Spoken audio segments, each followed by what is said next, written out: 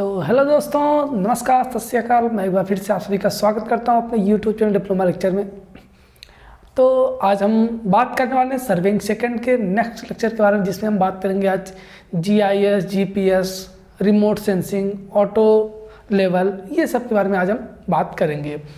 इसके previous lecture पर हमने बात किया था कि प्लेनीमीटर क्या होता है, टोटल स्टेशन क्या होता है, इन सब के बारे में हमने प्रीवियस लेक्चर में बात किया था। अगर अभी तक आप सबने प्रीवियस लेक्चर को नहीं देखा है तो अभी हमारे चैनल को विजिट कीजिए या फिर ऊपर आई बटन पर क्लिक करके हमारे प्रीवियस लेक्चर को देख सकते हैं, जिसमें हमने आपको विस्तृत रूप से बताया था कि प्लानीमीटर क्या होता है और टोटल स्टेशन क्या होता है। इन सब के बारे में हमने प्रीवियस लेक्चर में अच्छे से डिस्कस किया था। आज उसी लेक्चर को हम आगे बढ़ाते हुए बात करेंगे रिमोट सेंसिंग के बारे में। कौन कौन सा टॉपिक आज हम पढ़ेंगे? Remote sensing, GIS and GPS, auto level, ठीक है। और कौन सा टॉपिक है? और एक टॉपिक है जिसके बारे में बात करेंगे हम, डिजिटल थियोडोलाइट। नेक्स्ट टॉपिक क्या हमारा? Digital theodolite.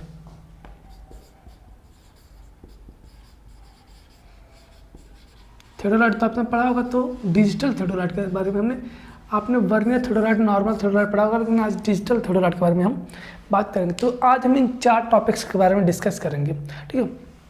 तो इन टॉपिक्स को शुरू करने से पहले अगर आप चैनल पर नए हैं, चैनल को सब्सक्राइब कर लीजिए। और वीडियो अगर आपको पसंद आती हो तो वीडियो को लाइक कीजिए। अगर आप जैसे डिप्लोमा के स्टूडेंट्स हैं, डिप्लोमा सिविल इंजीनियरिंग के स्टूडेंट्स हैं, तो आप सभी अपने दोस्तों को बताइए कि इस चैनल पर आप सभी को सारी क्लासेस डिप्लोमा की जितनी भी क्लासेस है, चाहे वो 3rd सेमेस्टर की हो, 4th सेमेस्टर की हो, 5th सेमेस्टर की हो, 6th सेमेस्टर की हो, सारी क्लासेस फ्री में अवेलेबल है, ठीक है, अवेलेबल है।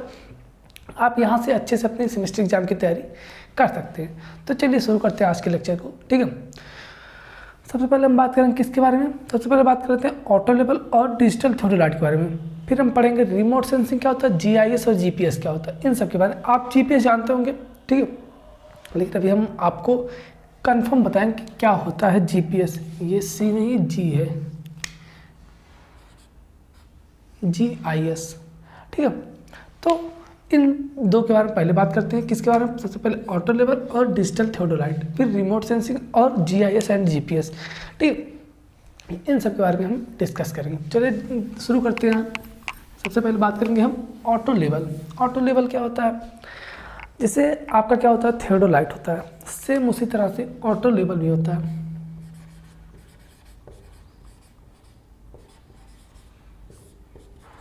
ठीक है।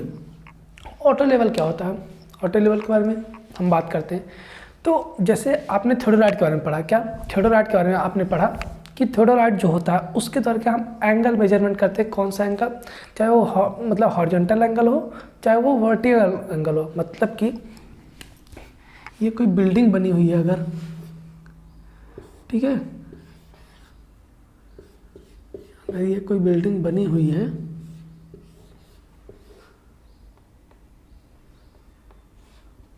मान लेते हैं ये कोई बिल्डिंग बनी हुई है, तो इस बिल्डिंग का हम यहाँ से कोई, अगर यहाँ पे हम अपना उपकरण सेट करके यहाँ से यहाँ तक, ये इसके बीच और इसके बीच क्या कौन सा एंगल है, और क्या, और फिर इसके और इसके बीच कौन सा एंगल है, ये एंगल को हम मेजरमेंट कर सकते हैं आसानी से। ये हम किसके द्वारा करते हैं? ये हम थियोडोलाइट द्वारा करते हैं। मतलब कि हॉरिजॉन्टल एंगल और वर्टिकल एंगल। हॉरिजॉन्टल एंगल मतलब कि क्षैतिज कोण, और वर्टिकल एंगल मतलब कि बोल सकते हैं ऊर्ध्वाधर कोण।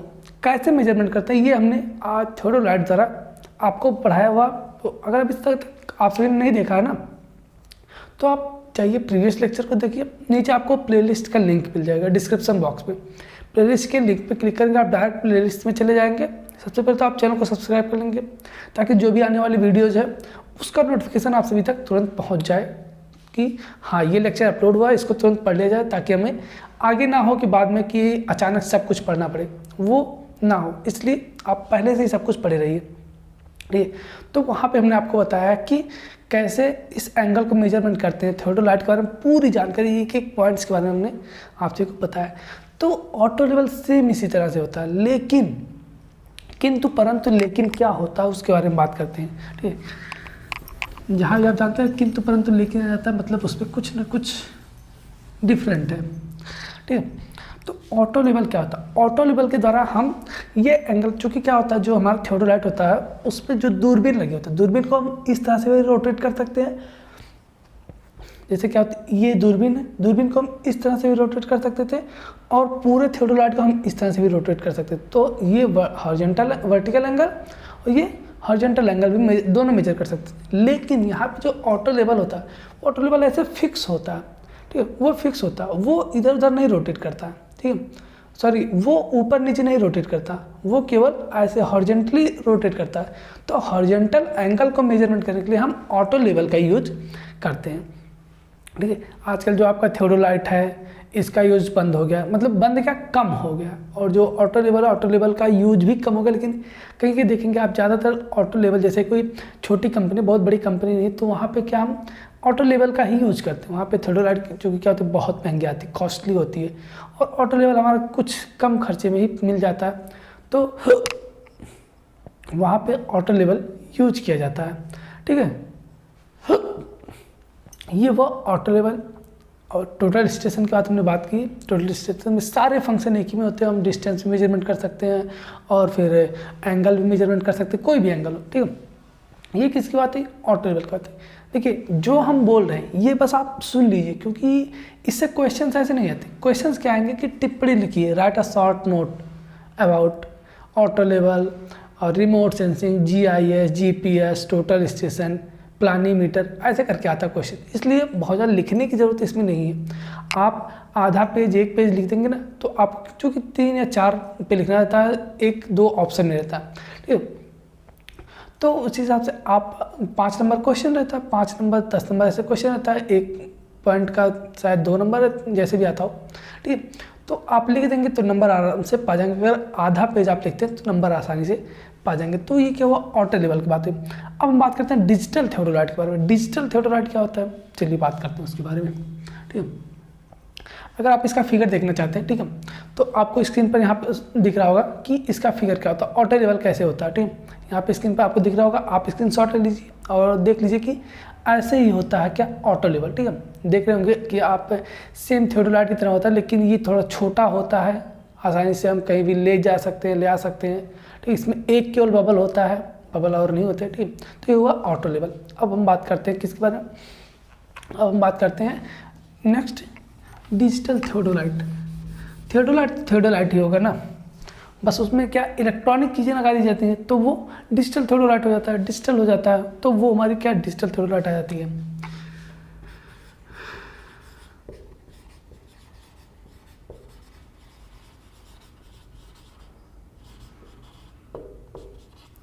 डिजिटल थियोडोलाइट ये जो होता है, ये भी टोटल स्टेशन की तरह होता है, लेकिन टोटल स्टेशन क्या होता है, हमारा एंगल भी मेजरमेंट करता है और डिस्टेंस भी मेजरमेंट करता है। लेकिन थियोडोलाइट तो थियोडोलाइट का ही काम करेगा, चाहे वो डिजिटली हो चाहे मैनुअली हो। तो वो तो डिजिटल का मतलब क्यों, डिजिटल यहाँ पे क्यों कहा जा रहा है, आप सोच के बताइए कि डिजिटल क्यों कहा गया। क्योंकि क्या करते थे हम, रीडिंग चीज़ें तो हमको वही लक्ष्यबद्ध करना पड़ेगा, देखनी पड़ेगी दूरबीन से कि कितनी रीडिंग वहाँ पे दिखाई दे रही। लेकिन तो क्या करते हैं हम, जब ऐसे एंगल मेजरमेंट करते थे, ऐसे क्या करते थे, स्विंग करते थे, फिर ऐसे करते तो एक AB हमारा वर्नियर लगा होता था, वर्नियर CD लगा होता था, तो हम रीडिंग पढ़ते थे वहाँ पे। लेकिन जो डिजिटल थियोडोलाइट है वो रीडिंग हमको पढ़ने की ज़रूरत नहीं है, वो ऑटोमेटिक स्क्रीन लगी होगी, स्क्रीन पे वो रीडिंग शो हो जाएगी। तो उस रीडिंग को हम देख के नोट कर लेते हैं, जितनी भी रीडिंग हमारी आती है, तो वो डिजिटली हो जाता है। बस यही इतना अंतर कि उसमें हमको रीडिंग पढ़नी पड़ती है खुद से, और इसमें रीडिंग पढ़नी नहीं पड़ती है, उस पर उसमें मतलब लिख के आ जाती है, डिस्प्ले करके आ जाते हैं, तो वो हम आसानी से नोट कर सकते हैं। ये थोड़ा सा मतलब ईजी हो जाता है, बस यही इतना अंतर होता है डिजिटल थियोडोलाइट में। और जो होता है हमारा मैनुअली जो थियोडोलाइट होता है, जो पुराना वाला थियोडोलाइट है जिसको हम वर्नियर थियोडोलाइट बोलते हैं। ठीक है, और एक चीज़, उसमें जो होता था उसमें सेल वोल की झंझट नहीं थी, क्योंकि यहाँ पे डिजिटल ये इलेक्ट्रॉनिक चीज़ें इसमें लगी हुई, तो यहाँ पे उसको चलाने के लिए सेल की ज़रूरत पड़ती, तो उसमें सेल 2 सेल लगी होती। जैसे जो हमारा ए फ्रेम था, ठीक है, ए फ्रेम था जो हमारा, ठीक है। अब यहाँ पे आपको थर्डोलाइट बनानी पड़ेगी, तो हम थर्डोलाइट बना नहीं रहे हैं, ठीक है, आपको अभी स्क्रीन के थ्रू दिखा देंगे, ठीक है। तो क्या होता था उसमें सेल लगा होता है, ए फ्रेम जैसे वहाँ पे जो लगा होता था, हमने आपको जब दिखाया थर्डोलाइट तो वहाँ पे ए फ्रेम लगा होता था, वहाँ ए फ्रेम में क्या होता है, इसमें डिजिटल थर्डोलाइट में सेल लगा होता है, ठीक है। ये दोनों में अंतर हो गया। अब आप देख लीजिए, फिगर भी देख लीजिए कैसे होता है डिजिटल थर्डोलाइट, ये होता है डिजिटल थर्डोलाइट, ठीक है। आप इसका भी स्क्रीनशॉट ले लीजिए, ठीक है। फिर हम आगे बढ़ते हैं और बात करते हैं रिमोट सेंसिंग GIS GPS की, ठीक है। ये क्या हो गया, डिजिटल थर्डोलाइट हो गया और ऑटो लेवल है, ठीक है। चलिए बात करते हैं नेक्स्ट टॉपिक की। नेक्स्ट टॉपिक क्या हमारा, रिमोट सेंसिंग। आप इतना ध्यान रखिएगा कि इससे क्वेश्चन एग्जाम में कंफर्म है, आना ही आना है, क्वेश्चन तो आएगा ही आएगा, ठीक है। चाहे वो 5 6 7 टॉपिक है, उसमें से 5 टॉपिक आपको देगा, 4 करना रहेगा, ठीक है। तो फिक्स है, आना ही आना है, इसलिए आप पढ़ लीजिए, ठीक है। तो अब हम बात करते हैं किसकी, रिमोट सेंसिंग की।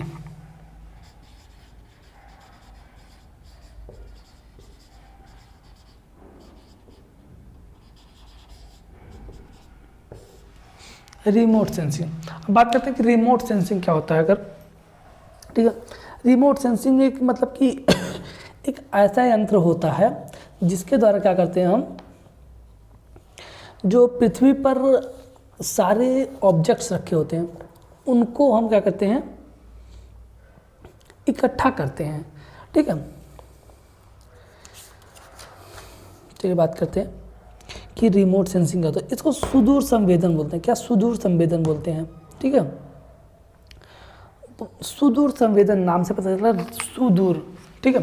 क्या सुदूर पता चल रहा है, मतलब कि सुदूर मतलब क्या होता है, बहुत दूर, बहुत दूर कोई वस्तु है, जैसे हम आसमान में उड़ रहे हैं, ठीक है, आसमान में उड़ रहे हैं तो हमको आसमान से पृथ्वी की चीज़ों को देखना है, तो उसको हम कैसे देखें, हम यहाँ पर बैठ के अमेरिका की चीज़ों को कैसे देख सकते हैं, रिमोट सेंसिंग के थ्रू हम देख सकते हैं। रिमोट सेंसिंग क्या होता है, एक तरह का जैसे सैटेलाइट होता है, ठीक है, सैटेलाइट होता है, सैटेलाइट में रिमोट सेंसिंग को लगा देंगे तो सैटेलाइट क्या करेगा, चारों तरफ की जो जहाँ पे सैटेलाइट का जैसे क्या होता है, सैटेलाइट का जो सिरा होता है जिस तरफ वो मोड़ देंगे उस तरफ की चीज़ों को वो खींच लेगा, उसकी फ़ोटो वो खींच लेता है। वो फ़ोटो क्या करता है, हमको यहाँ पे हम स्क्रीन पे बैठ के देख सकते हैं कि हाँ वहाँ पे ये चीज़ें हैं, ये चीज़ यहाँ पे, जैसे क्या हुआ, कोई घर है, कोई बिल्डिंग हो गई, कोई पेड़ हो गया, कोई जानवर हो गया, कोई सड़क हो गई, कहाँ पे बनी हुई है उसको देखने क्या करते हैं हम, रिमोट सेंसिंग का यूज, सुदूर संवेदन, ठीक है। संवेदन मतलब सेंसिंग मतलब सेंसर, सेंसर जानते हैं, सेंसर क्या करता है, आंकड़ों को क्या करता है, एकत्र करने का काम करता है। जो रिमोट सेंसिंग होता है एक तरह से मतलब कि जो आंकड़े होते हैं, जो भी पृथ्वी पर ऑब्जेक्ट्स होते हैं, उन ऑब्जेक्ट्स के बारे में, उन ऑब्जेक्ट्स के पोजीशन को एकत्र करने की कोशिश करता है, उनके बारे में चीज़ें जानने की कोशिश करता है, वो हमारा क्या रिमोट सेंसिंग होता है, ठीक है। ये क्या रिमोट सेंसिंग की बात हो गई। तो रिमोट सेंसिंग जो होता है ये 2 तरह का होता है। अब चलिए बात करते हैं रिमोट सेंसिंग कौन कौन से होते हैं, ठीक है। जैसे क्या होगा, रिमोट सेंसिंग में 2 चीज मतलब 4-5 प्रक्रिया होती है। कौन कौन सी प्रक्रिया होती है, जिसके द्वारा क्या करते हैं हम कोई भी ऑब्जेक्ट की मतलब कि जानकारी को ले सकते हैं, ऑब्जर्व कर सकते हैं। जैसे क्या हुआ, सबसे पहले क्या हुआ कि सैटेलाइट हमारा लगा हुआ ऊपर, सैटेलाइट हमारा आकाश में, जैसे आप जानते हैं कि सैटेलाइट, हर देश अपना सैटेलाइट भेजे हुए है, कहाँ, आसमान में, अंतरिक्ष में, सभी देशों के लोग, सभी देशों के सैटेलाइट्स हैं। वो क्या करते हैं, सैटेलाइट्स के द्वारा क्या करते हैं, देखते हैं कि पृथ्वी पे क्या चीज़ें चल रही है, कहाँ पे क्या चीज़ें हो रही है, उनको देखी जाती है, ठीक है। तो इस तबीयत खराब है तो आई होप कि आपको आवाज़ क्लियर होगी, ठीक है, कोई दिक्कत नहीं आ रही है, ठीक है।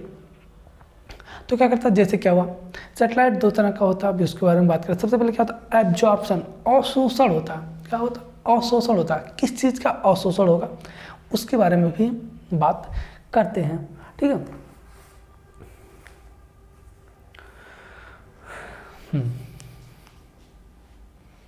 चलिए बात करते हैं, एक ये फिगर इसको हम बना देते हैं, फिर आपको अच्छे से समझ में आएगा।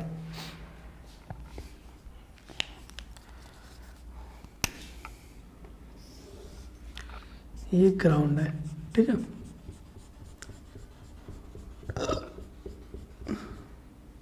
ठीक है, ये क्या बस सॉरी, ये सरफेस हो गया।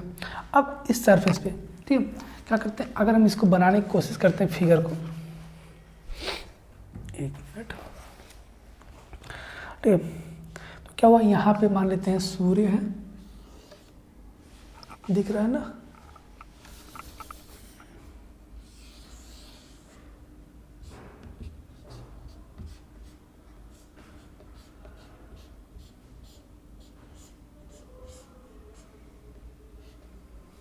ठीक है, ये क्या हुआ, सूर्य।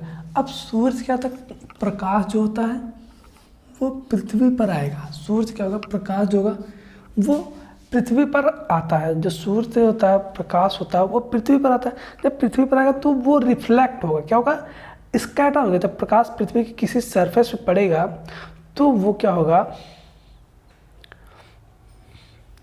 रिफ्लेक्ट करेगा। जैसे क्या हुआ, ये कोई ऑब्जेक्ट अगर मानते हैं, घर मान लेते, कोई घर या रोड मान लेते, ये रोड है, ठीक है, क्या होगा, सूर्य वहाँ से आएगा तो सूर्य का क्या होगा, कुछ जो किरणें हैं वो अवशोषित हो जाएंगी इस ऑब्जेक्ट के द्वारा, कुछ क्या होगी, स्कैटर हो जाएंगे, ऐसे फैल जाएंगी किरणें, ठीक है, सभी दिशाओं में क्या होंगी, ये किरणें ऐसे फैल जाएंगी, जिसको हम स्कैटरिंग बोल सकते हैं, प्रकीर्णन बोलते हैं। फिर क्या होगा, कुछ किरणों का क्या ट्रांसमिशन होगा, क्या ट्रांसमिशन, पारगमन होगा। कुछ किरणें जैसे आ रहे हैं वैसे सीधे चली जाएंगी, ठीक है, क्या जैसे आ रहे हैं वैसे सीधे चली जाएंगी। मतलब कि यहाँ पे ये एक हमारा क्या अवशोषण हो गया, अवशोषण मतलब कि किरणें अवशोषित हो गई। फिर क्या होगी, नेक्स्ट जो हमारा यहाँ पे दूसरा अगर मान लेते हैं, दूसरा का प्रकीर्णन होगा। प्रकीर्णन मतलब क्या होगा, स्कैटर हो जाएगी, ये किरणें फैल रही, कुछ किरणें क्या होगी, जैसे आई वैसे चली जाएंगी, पारगमन बोलते हैं, ठीक, ट्रांसमिशन जिसको बोलते हैं, पारगमन। किरणें जैसे आई हैं वैसे सेम चली जाएंगी, ठीक है, जिस डायरेक्शन में जा रही थी उसी डायरेक्शन में सीधे चली जाएंगी।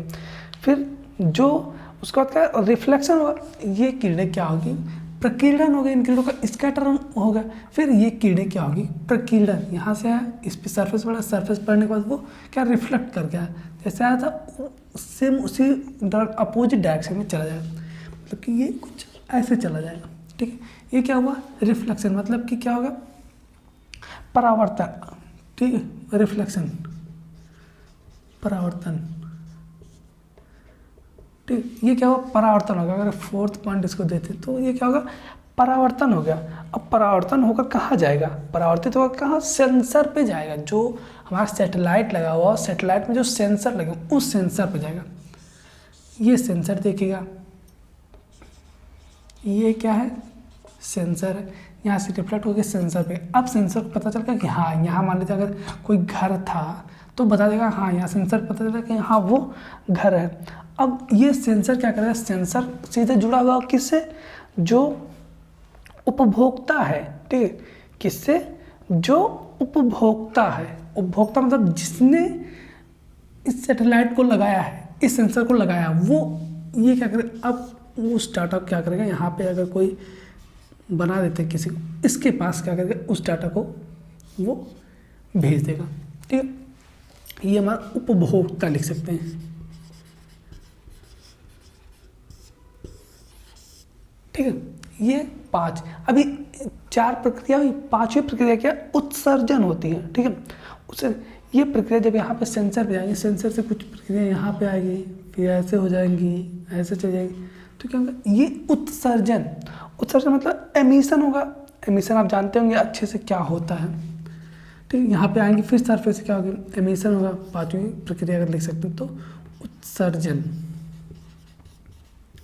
ये क्या होता है, कुछ मतलब होता है रिमोट सेंसिंग का कार्य ये होता है, ठीक है। जैसे क्या हुआ, अब ध्यान दीजिएगा, आप यहाँ पे समझने वाली बात है।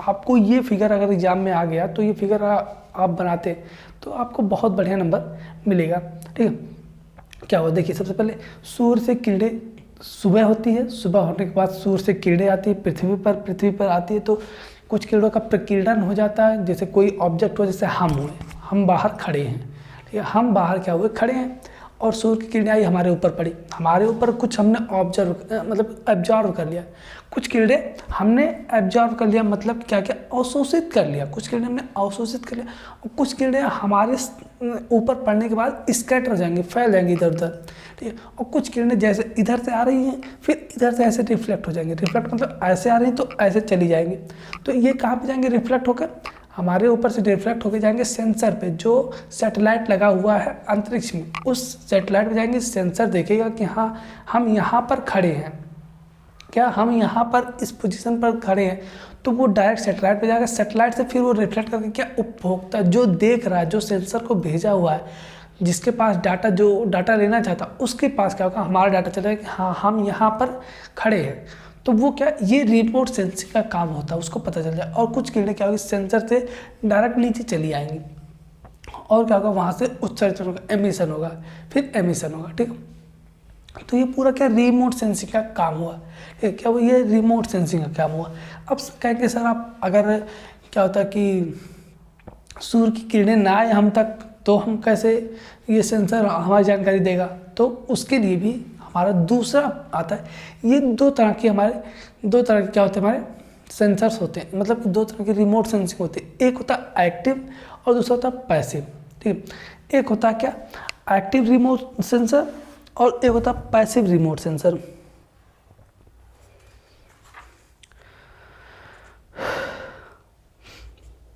एक निष्क्रिय रिमोट सेंसर सुदूर संवेदन और दूसरा सक्रिय सुदूर संवेदन।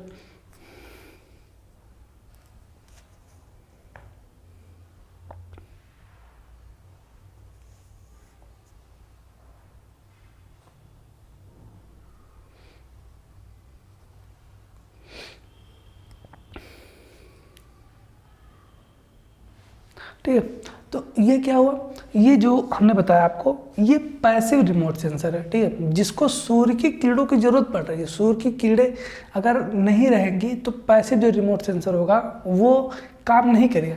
तो यहाँ पे एक्टिव रिमोट सेंसर होता है जो कि क्या होता है खुद से किरणें उत्सर्जित करेगा, ठीक है, खुद से क्या किरणों को भेजेगा, उसके बाद खुद उस डाटा को क्या करेगा कलेक्ट करेगा, उस डाटा को कलेक्ट करके फिर क्या करेगा उपभोक्ता के पास भेजता है खुद से, तो वो क्या पैसिव एक्टिव रिमोट सेंसर होता है, ठीक है। क्या होगा हमारा पैसिव रिमोट सेंसर जिसको हम निष्क्रिय सुदूर संवेदन, जिसमें क्या करता है हमको सूर्य की प्रकाश की जरूरत पड़ती है, और दूसरा एक्टिव रिमोट सेंसर जिसको हम सूर्य के प्रकाश की जरूरत हमको नहीं पड़ती है, मतलब कि उसमें क्या होती है इलेक्ट्रोमैग्नेटिक रेज निकलती है, इलेक्ट्रोमैग्नेटिक रेडियम लगा होता है जो उस रेडियम के द्वारा क्या करता है बताता है। जैसे आपने एक फिल्म शायद कौन सी थी परमाणु मूवी है, उस मूवी में आपको दिखाया गया कि रातों रात, ठीक है, रातों रात क्या हो गया सैटेलाइट को लॉन्च कर दिया गया, रातों रात क्या किया सैटेलाइट को लॉन्च कर दिया गया। कैसे, वहाँ पे सूर्य की किरणें नहीं पड़ रही थी, तो वहाँ पे का जो डाटा था उस डाटा को किसी ने नहीं पकड़ पाया, ठीक है। वहाँ पे एक्टिव रिमोट सेंसर नहीं था, वहाँ पे पैसिव रिमोट सेंसर लगा था, एक्टिव रिमोट सेंसर नहीं था, तो वहाँ पे क्या किया रातों रात उन्होंने क्या किया लॉन्च कर दिया, दिन में लॉन्च नहीं किया, दिन में लॉन्च करते तो ये जो रिमोट सेंसर लगा सैटेलाइट डाटा लेके भेज देता कि हाँ यहाँ पे क्या होता कि सैटेलाइट लॉन्च किया जा रहा है, लेकिन उन्होंने क्या किया दिमाग लगाया, उन्होंने सोचा कि रात में हम करते, रात में तो सूर्य की किरणें दिखाई नहीं देंगी, तो किसी को कहाँ पता चलेगा कि सैटेलाइट लॉन्च हो रहा है, क्या काम हो रहा है, ठीक। तो ये क्या हुआ रिमोट सेंसिंग का हो गया। कौन कौन से रिमोट सेंसिंग होते हैं, एक्टिव रिमोट सेंसिंग और पैसिव रिमोट सेंसिंग, दो तरह के रिमोट सेंसिंग होते हैं। अगर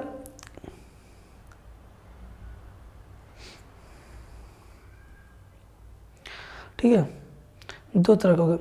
अगर types of remote sensing system, कौन कौन से सिस्टम होते हैं रिमोट सेंसिंग के, तो उनकी अगर बात करते हैं, ठीक है, तो एक फ्रेमिंग सिस्टम होता है और एक स्कैनिंग सिस्टम होता है, ठीक है। फ्रेमिंग सिस्टम में क्या होता है लक्ष्य पद को जो होता है संवेदित करते ही भूभाग के क्षेत्रफल का प्रतिबिंब तुरंत प्राप्त हो जाता है, और जो दूसरा स्कैनिंग होता है, ठीक है, वो क्या होता है जो डिटेक्टर प्रयोग होता है इसमें, जो एक चौड़ी पट्टी के रूप में लक्ष्य का सकरा क्षेत्र पकड़ता है और जो डिटेक्टर होता है वो भूभाग के आर पार समांतर स्कैन रेखाओं पर स्वीप करके इसका प्रतिबिंब बनाता है। ठीक है, दो एक फ्रेमिंग होता है। फ्रेमिंग में क्या होता है, ठीक, जैसे जो फ्रेमिंग सिस्टम होता है, फ्रेमिंग सिस्टम में क्या होता है, वो डायरेक्ट हम खड़े हैं यहाँ पे, हमारा प्रतिबिंब लेके और डायरेक्ट उपभोक्ता के पास भेजेगा, तो ये फ्रेमिंग सिस्टम होगा। स्कैनिंग सिस्टम का पहले हमको स्कैन करेगा, हम कहाँ पे, हमारा एक मतलब कि एक चौड़ी पट्टी की तरह हमारा बनाएगा कि हाँ यहाँ पे कोई व्यक्ति है, कोई पर्सन है, उसका कुछ अलग प्रतिबिंब बनाएगा। फिर क्या करेगा, उसको भेजेगा किसके पास, जो भी उपभोक्ता है। ये दो सिस्टम होते हैं किसके, रिमोट सेंसिंग के। रिमोट सेंसिंग के दो सिस्टम होते हैं, कौन कौन से, एक फ्रेमिंग सिस्टम और दूसरा क्या होता है, हम देखिए लिखने का काम कम कर रहे हैं, समझाने का काम ज़्यादा कर रहे हैं, तो आप लोग समझने की कोशिश कीजिए। ठीक है, लिखने पर ज़्यादा ध्यान न दीजिए। एक क्या होगा, फ्रेमिंग सिस्टम, क्या फ्रेमिंग सिस्टम, और दूसरा क्या होगा, स्कैनिंग सिस्टम।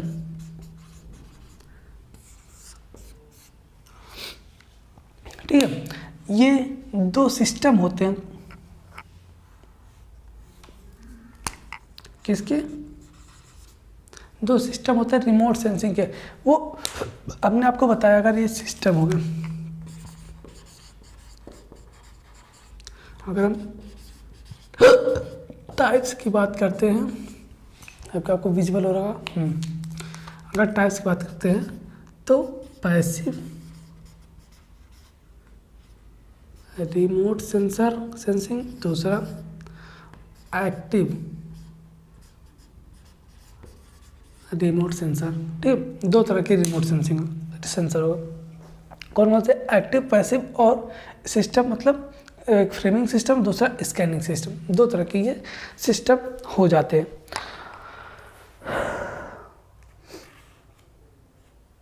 जो रडार होता है, आप ध्यान देते अगर जानते होंगे रडार, ठीक है, रेडियो डिटेक्शन एंड रेंजिंग तकनीक के द्वारा सुदूर टारगेट पर विद्युत चुंबकीय तरंगे भेजी जाती है। ठीक है, और टारगेट से परावर्तित जो रिफ्लेक्टेड सिग्नल्स होते हैं उस सेंसर द्वारा, रडार, हाँ आपने रडार पढ़ा होगा ना, रडार आपने जानते होंगे आप रडार के, जैसे क्या होता है कि आर्मी वाले रडार यूज करते हैं। तो रडार क्या होता है, रडार बेसिकली एक रिमोट सेंसर ही होता है, जो क्या करता है कि जैसे क्या होता है अलर्ट, जैसे सीमाओं पे रडार का यूज किया जाता है, वहाँ पे क्या होता है रडार लगा होता है, रडार से क्या करते हैं देखते हैं, रडार क्या होता है रिमोट सेंसर का काम करता है। तो वहाँ पे जो रेडियो डिटेक्टिव सेंसर होता है, जो रेडियो डिटेक्टर लगा होता है उसमें, वो क्या करता है, डिटेक्ट करता है अगर कोई हमला करने, कोई एरोप्लेन कोई आ रहा है, तो क्या होगा, रडार के द्वारा क्या करता है, अलार्म बजने लगता है। तो ये अलार्म बजने लगता है, तो लोग क्या होते हैं मतलब सतर्क हो जाते हैं कि हाँ कोई हमला करने वाला आ रहा है, तो सतर्क वो हो जाते हैं, जिससे क्या होता है उनको आसानी होती है सामने वाले से लड़ने में। ठीक है, जब पहले से उनको आभास हो जाता है कि हाँ कोई क्या हो रहा है कि आ रहा है कोई हमला करने, तो हम भी हमले के लिए तैयार हो जाते हैं। ठीक है, तो वो रडार होता है, बेसिकली क्या होता है एक रिमोट सेंसर ही होता है। ठीक है,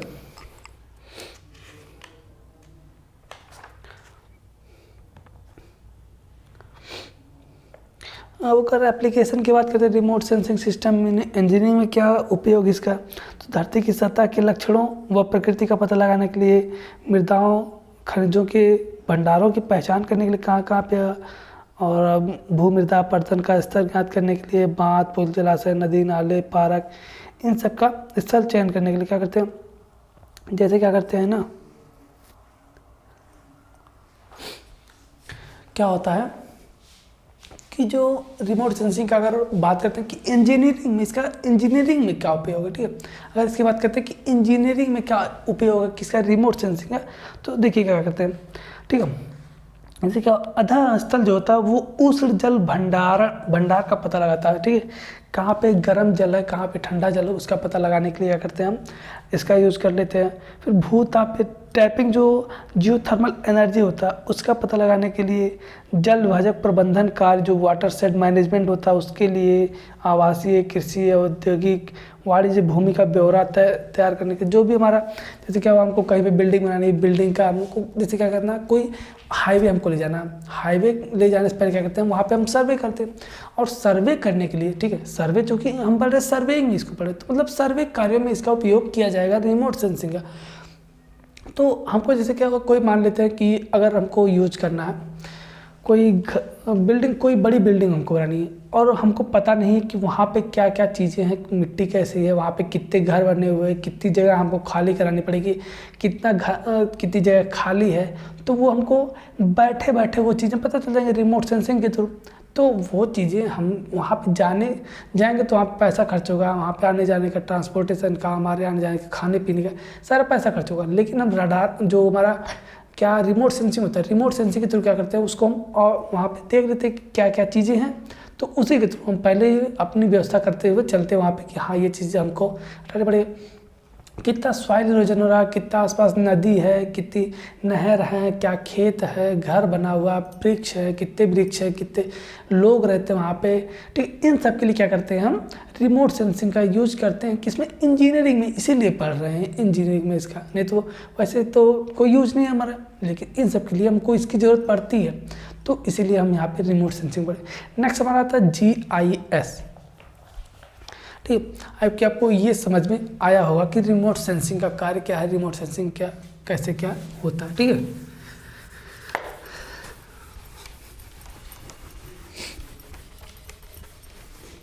अब बात करते हैं GIS और GPS की। GIS क्या होता है, जियोग्राफिकल इंफॉर्मेशन, क्या, जियोग्राफिक इंफॉर्मेशन सिस्टम, GIS की अगर बात करते हैं,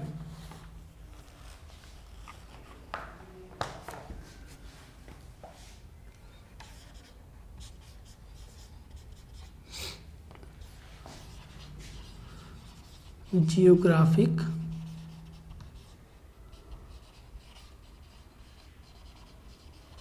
इंफॉर्मेशन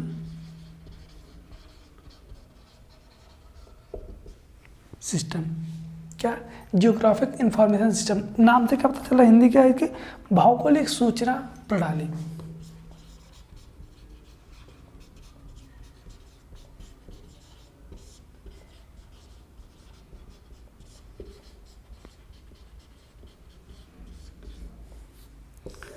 भौगोलिक सूचना प्रणाली, ये होता हमारा GIS। अब GIS क्या होता है, चलिए इसके बारे में बात कर लेते हैं कि पृथ्वी पर स्थित बिंदुओं, वस्तुओं, स्थानों, क्षेत्रों आदि संबंधित भौगोलिक सूचनाओं को कंप्यूटर द्वारा प्राप्त करना, एकत्र करना, अप टू डेट रखना, ठीक है, रिकॉर्ड रखने की कला, विज्ञान को क्या कहते हैं हम, भौगोलिक सूचना प्रणाली कहते हैं, ठीक है। ये क्या होता है, डिजिटल इन्फॉर्मेशन का प्रयोग करता है। ये क्या होता है, जैसे क्या हुआ, जैसे आपने आपको रिमोट सेंसिंग बताया ना कि लाइव देखता है कि कहाँ पे क्या चीज़ें हैं, ये क्या करता है, जो GIS होता है, जो नाम से पता चला क्या, भौगोलिक सूचना प्रणाली, जो भौगोलिक, जो पृथ्वी पर चीज़ें हैं, जैसे क्या हुआ पृथ्वी पर बिंदुओं, वस्तुओं, जैसे क्या हुआ कोई बिंदु, कोई स्थान हो गया, कोई क्षेत्र हो गया, उससे संबंधित कोई भी भौगोलिक सूचना जो होता है उनको क्या करता है, प्राप्त करता है, एकत्र करता है। यहाँ पे कुछ चीज़ें हो गई, पेड़ हो गई, यहाँ पे कोई व्यक्ति हो गया, ठीक है, और यहाँ पे कोई घर बना हुआ है, ठीक है। इन सब का क्या करता है, डाटा एकत्र करता है, किसी कंप्यूटर द्वारा ये चीज़ एकत्र करता है, ठीक है। क्या करता है, कंप्यूटर द्वारा ये चीज़ ये एकत्र करता है। ये क्या होता है, GIS होता है। इसमें बहुत ज़्यादा कुछ आपको पढ़ने की ज़रूरत नहीं है, ठीक है, इसमें बहुत ज़्यादा आपको कुछ पढ़ने की जरूरत नहीं GIS में, बस आप जान लीजिए कि GIS क्या होता है, ठीक। क्या करते हैं, ये क्या करता है, पहले ये सूचनाएं व आंकड़े सारणियों, चार्टों, नक्शों व पुस्तकों के रूप में रखी जाती थी। पहले क्या होता था, ये पुस्तकें बनाई जाती थी, चार्ट बनाए जाते थे, उनमें क्या होता था, ये सारी इन्फॉर्मेशन रखी जाती थी। लेकिन अब कंप्यूटर में इन सारी इन्फॉर्मेशन क्या करते, कैप्चर करके कंप्यूटर में रख देते, क्या करते, कैप्चर करके कंप्यूटर में रख देते। नहीं समझ में आया, इधर आइए, क्या करते हैं, पहले के लोग क्या करते थे कि इन सारी इंफॉर्मेशंस को, जैसे क्या हो, कोई वस्तु कहाँ पे है, उसकी स्थिति क्या है, जो करंट लोकेशन क्या है उसकी, इन सब क्या करते हैं किसी चार्ट में बना के हम रखते थे। क्या करते थे, सारणी हो गया, चार्ट हो गया, नक्शे हो गया, पुस्तकों के रूप में रखी जाती थी। लेकिन अब क्या हो गया, कंप्यूटर का ज़माना आ गया, सब इलेक्ट्रिक चीज़ें हो रही, कंप्यूटर बेस पे हो रही, तो क्या करते हैं, इन सबको कंप्यूटर में डाटा को एकत्र किया जाता है, तो वही हमारा क्या जियोग्राफिक इंफॉर्मेशन सिस्टम कहलाता है। ठीक है, तो जब पहले किया तो दिक्कत होता था, तो अब कंप्यूटर का ज़माना आ गया। ठीक है, तो जीआईएस में क्या होता है, डेटा इनपुट, डेटा प्रबंधन, डेटा जो प्रोसेसिंग तथा रिपोर्टिंग की उप प्रणालियाँ आती हैं, इनके लिए कुछ हार्डवेयर की आवश्यकता पड़ती है। जैसे क्या होता है, चूँकि क्या होता है ना, हमको डेटा प्रोसेसिंग की ज़रूरत पड़ती है, डेटा इनपुट की ज़रूरत पड़ती है, डेटा आउटपुट की ज़रूरत पड़ती है, तो उनके लिए क्या करते हैं, कुछ हार्डवेयर्स लगाए जाते हैं कंप्यूटर में। जैसे क्या होता है, हमारा सीपीयू हो गया, मेमोरी हो गया, जो सारा डाटा हमको कलेक्ट करके रखना है, ना कि किसी को देना। कलेक्ट करके हमको कई सालों तक रखना है इस डाटा को, तो क्या करेंगे, हमको सीपीयू चाहिए, मेमोरी कार्ड चाहिए, फिर टेप ड्राइव चाहिए, डिस्क ड्राइव चाहिए, जिसको हम स्टोरेज यूनिट बोलते हैं, जिसमें हम रख सकते हैं डाटा को। ठीक है, हमारा प्लॉटर होता है, प्रिंटर होता है, स्कैनर होता है, और वीडीयू होता है, क्या विजुअल डिस्प्ले यूनिट, वीडीयू होता है। ठीक, तो ये क्या हो गया, जीआईएस के बारे में हो गया। अगर बात करते हैं कि यूज क्या होता है इसका, ठीक है, भौगोलिक सूचना पर 4M होती है। ठीक, 4M में प्रयोग किए जाते हैं, किसका, जीआईएस का जो उपयोग किया जाता है, ये 4M में जीआईएस का उपयोग किया जाता है। 4M क्या है, अगर आप इतना लिख के चले जाते हैं 4M के बारे में लिख के चले जाते हैं जीआईएस में ना, तो आपको नंबर अच्छे से मिल जाएगा। ठीक है, जैसे क्या होता है, यूज ऑफ जीआईएस हम रीडिंग ला देते हैं, यूज ऑफ जीआईएस, तो इसमें हम लिखते हैं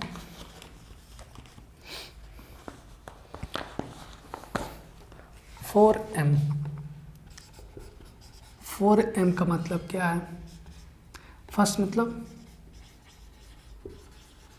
मेजरमेंट, जिसको हम पैमाइश बोलते थे, क्या पैमाइश बोलते हैं। नेक्स्ट हमारा क्या था, मैपिंग,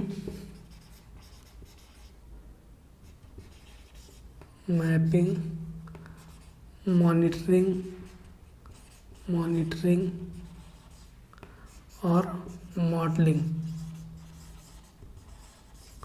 ये 4M है। क्या 4M है, ये पैमाइश, नक्शागिरी, मॉनिटरिंग और निर्देशन। ठीक है,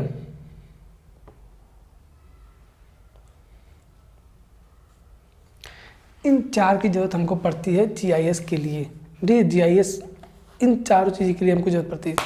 किसी चीज़ का मेजरमेंट लेना है तो हमको वहाँ पे जीआईएस की जरूरत पड़ती है। मैपिंग करनी किसी चीज़ की,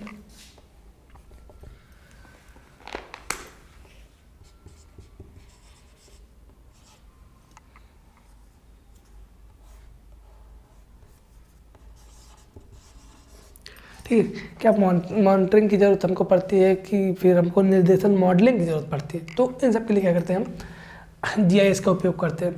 फिर अगर नेक्स्ट बात करते हैं, ये तो फर्स्ट हो गया 4M। सेकंड, हमको कहीं आपदा प्रबंधन की रूपरेखा तैयार करने के लिए, क्या कोई आपदा आ गया उसको फिर क्या मैनेजमेंट करना पड़ेगा, उस मैनेजमेंट के लिए हमको प्रबंधन के लिए क्या रूपरेखा तैयार करनी पड़ेगी कि हाँ ये चीज़ हम ऐसे करेंगे, यहाँ पे लोगों को ठहराएंगे, यहाँ पे भोजन की व्यवस्था करेंगे, यहाँ पे इस चीज़ की व्यवस्था। उसके लिए क्या करते हैं हम, डिजास्टर मैनेजमेंट के लिए भी, क्या डिजास्टर मैनेजमेंट के लिए क्या करते हैं हम, इसका प्रयोग करते हैं। ठीक है, और जलाशय, नदी, नहर की रूपरेखा तैयार करने के लिए भी क्या करते हैं, इसका प्रयोग करते हैं। नेक्स्ट हम बात करते हैं ग्लोबल पोजिशनिंग सिस्टम, जीपीएस। ठीक है, फुल फॉर्म याद रखिएगा, जीआईएस हो गया। अब हम जीपीएस की बात करते हैं, किसकी,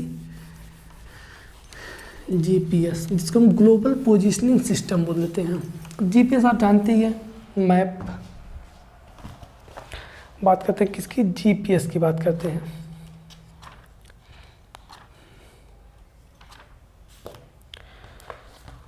जीपीएस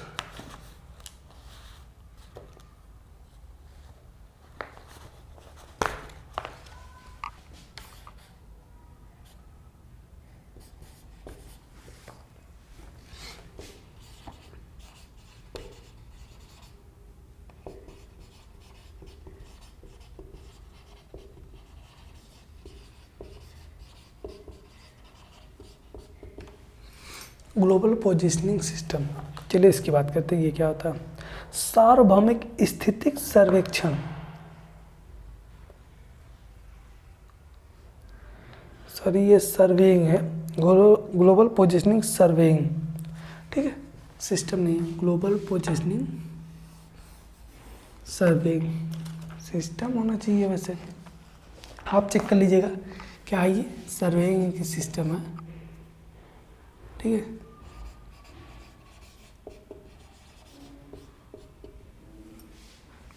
ग्लोबल पोजिशनिंग सर्वेइंग, चलिए इसकी बात कर लेते हैं हम। ये क्या होता है? जीपीएस मूल रूप से नौ संचालन मतलब नेविगेशन से उत्पन्न एक सार्वभौमिक स्थिति सर्वेक्षण प्रणाली है, ठीक है। जीपीएस क्या होता है? सार्वभौमिक स्थिति सर्वेक्षण प्रणाली होती है।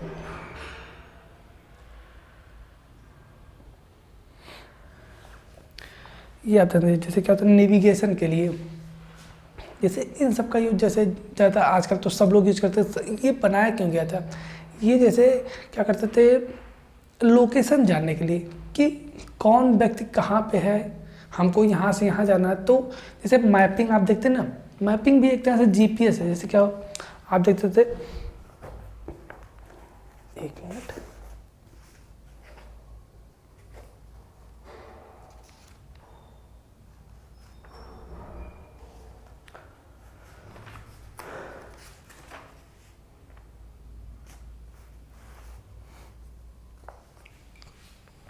हम जीपीएस का उपयोग क्यों करते हैं? ठीक है, हम कहाँ हैं, ठीक है, हम कहाँ हैं, कहाँ जाना है, किधर से जाना है, कहाँ है, कहाँ जाना है और किधर से जाना है, हमको इन सब का पता लगाने के लिए क्या करते हैं हम? जीपीएस का उपयोग करते हैं। जैसे आपने मैपिंग पढ़ा, मैप आपके गूगल मैप आपके फ़ोन में होगा, वो एक तरह का जीपीएस होता है, ठीक है, एक तरह का वो जीपीएस है। वो आपको बताता है कि आप कहाँ हैं। आप करंट लोकेशन, अपनी लोकेशन चालू कर देंगे तो आपको बताया कि आप कहाँ हैं। अगर आपको यहाँ से यहाँ तक जाना है, दिल्ली तक जाना है, यूपी से दिल्ली जाना है, तो कहाँ जाना है? दिल्ली। दिल्ली कहाँ है वो भी बताएगा, कितनी दूर है वो भी बताएगा, किधर से जाना है वो भी बताएगा। कौन? जीपीएस, मतलब कि गूगल मैप आपका। किसी को आप ट्राई भी कर सकते हैं। हम अपनी लोकेशन आपके पास भेज देंगे तो क्या होगा? हम कहाँ कहाँ कैसे कैसे जा रहे हैं वो आप देख सकते हैं। ये क्या होता है? ग्लोबल पोजिशनिंग सर्वेइंग सिस्टम का काम होता है, ठीक है। जो जीपीएस से होता है गतिमान वाहनों की दिशा गति का, जैसे हम कहीं जा रहे हैं तो वही हम कहीं जा रहे हैं, हमारे लोकेशन का आप पता लगा सकते हैं कि हम किस रास्ते से कहाँ कहाँ कैसे कितनी गति से जा रहे हैं, कितनी स्पीड से जा रहे हैं, वो भी आप पता लगा सकते हैं। किसके थ्रू? जीपीएस के थ्रू। जीपीएस लगा दीजिए हमारे पास, हमारी गाड़ी में आप जीपीएस लगा दीजिए, अपने मोबाइल में उसका कंट्रोल कर लीजिए, आप हमको देख सकते हैं कि हम कहाँ कहाँ कैसे कैसे जा रहे हैं, ठीक है। वो हो गया जीपीएस। फिर अगर नेक्स्ट बात करते हैं इसी में, नेक्स्ट क्या होता है कि इस प्रणाली द्वारा आपातकाल दुर्घटना के स्थल तक दुर्घटना पीड़ित व्यक्तियों का ब्यौरा प्राप्त हो जाता है। मानव की दैनिक सामाजिक दौड़ धूप की गतिविधियों को। एक चीज़ आप ध्यान दीजिए,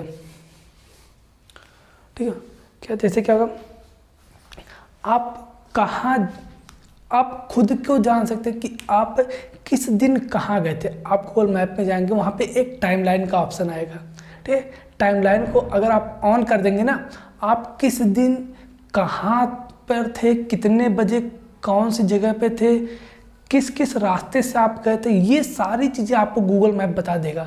वो जीपीएस का ही काम करता है, ठीक। गूगल मैप क्या होता है? टाइमलाइन होता है। टाइमलाइन में आप ऑन कर देंगे ना, और फिर टाइमलाइन पे जाके देखेंगे प्रीवियस डेट का, जब से ऑन होगा। अगर आपका गूगल लोकेशन ऑन रहता होगा, और ठीक है, लोकेशन क्या होगा? आपका हमेशा ऑन रहना चाहिए। और अगर आपने टाइमलाइन ऑन कर रखा है तो आप किस दिन कितने बजे कहाँ पे थे, किस रूट से कहाँ जा रहे थे, सारी लोकेशन आपकी सारी जानकारी आपको बताएगा। कौन? Google map. वो क्या होता है? एक तरह का जीपीएस ही होता है। ये क्या होता है? गूगल पोजिशनिंग सर्वेइंग सिस्टम का काम होता है, ठीक है। ये क्या हुआ? जीपीएस की बात हो गई। किसकी बात हो गई? जीपीएस की बात हो गई। आपको जीपीएस समझ में आएगा क्या होता है, ठीक है। अब ऐसे क्या करते हैं, सर्वेइंग में क्या क्या इसके लाभ होते हैं, ठीक है। जीपीएस का होता है सर्वेक्षण में, परंपरागत सर्वेक्षणों में कम समय लगता है, ठीक है। सर्वेक्षण काम करने में कम समय लगता है, हमको कहाँ कहाँ जाना है आसानी से हम पहुँच जाते हैं, कैसे जाना है, ठीक, तो वहाँ पे हमको प्रॉब्लम नहीं होती, ठीक। और सस्ती पड़ती क्योंकि यह समय व श्रम कम लेता है, ठीक है। इसमें से कई इसके बेनिफिट्स भी हैं, कई यूज भी हैं, कई डीमेरिट भी हैं। जहाँ पे मेरिट होगा वहाँ पे डीमेरिट जरूर होगा, कुछ ना कुछ। कोई भी चीज़ परफेक्ट नहीं होती इस संसार में, इस दुनिया, इस जहान में कोई भी चीज़ परफेक्ट आज तक नहीं हुई है। कोई कितना भी कहे हम परफेक्ट है इस चीज़ में ना, तो वो ऐसा कभी हो ही नहीं सकता कि वो हर एक चीज़ में परफेक्ट हो। कहीं ना कहीं कुछ ना कुछ उसमें भी कमियां होंगी ही होंगी, ठीक है। एक ऊपर वाला, चाहे उसको आप भगवान बोलिए, चाहे गॉड बोलिए, चाहे अल्लाह बोलिए, चाहे जो भी बोल लीजिए, ठीक है, उसमें कहीं उसी को छोड़ के, एक उसको छोड़ के ऊपर वाले को, सब में कोई ना कोई कमी होती ही होती है, ठीक। तो आज का ये चैप्टर यहीं पे क्लोज होता है। देख लेते हैं नेक्स्ट, अगर कोई चैप्टर बचा हो तो उसके बारे में भी देख लेते हैं, ठीक है। नहीं तो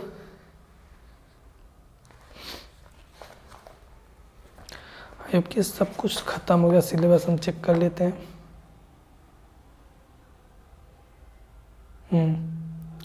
सब कुछ ये सर्वेइंग यहीं पे ख़त्म होता है। अब आपका करो जो हमने आपको छोड़ा है, ठीक है, ये इसमें 2-3 चैप्टर कंबाइन करके हमने 2 लेक्चर में ख़त्म किया है। टोटल स्टेशन था और मॉडर्न इक्विपमेंट्स था, सर्विंग इक्विपमेंट्स था, और एक कौन सा चैप्टर था, एक जीआईएस, जीपीएस और रिमोट सेंसिंग का अलग चैप्टर। तीनों चैप्टर को 2 लेक्चर में हमने ख़त्म कर दिया। तो आपको सारी चीज़ समझ में आई हैं, ठीक है। आपका यहीं पे 2 सब्जेक्ट खत्म होता है, 3 सब्जेक्ट खत्म होता है। कौन कौन सा? सॉइल मैकेनिक्स, सर्वेइंग और RBT, railway bridge and tunnel. Next subject देखते हैं कि क्या शुरू किया जा सकता है, और आप लोग कमेंट बॉक्स में कमेंट करके बताइए नेक्स्ट कौन सा सब्जेक्ट शुरू किया जाए, ठीक है। तो आपकी सारी चीज़ें आपको समझ में आई होंगी। करो बच रहा है, करो को भी धीरे धीरे कंटिन्यू करके वो भी ख़त्म कर देंगे, ठीक है। कुछ इसी की वजह से उसको नहीं पढ़ाए, ठीक है, बाकी वो भी ख़त्म हो जाएगा। तो आज के लिए इतना रखते हैं। अगर वीडियो आपको पसंद आए तो वीडियो को लाइक कीजिए, चैनल पर नए चैनल को सब्सक्राइब कीजिए। मिलते हैं आपसे नेक्स्ट वीडियो में, तब तक के लिए बने रहिए हमारे साथ। धन्यवाद, थैंक यू।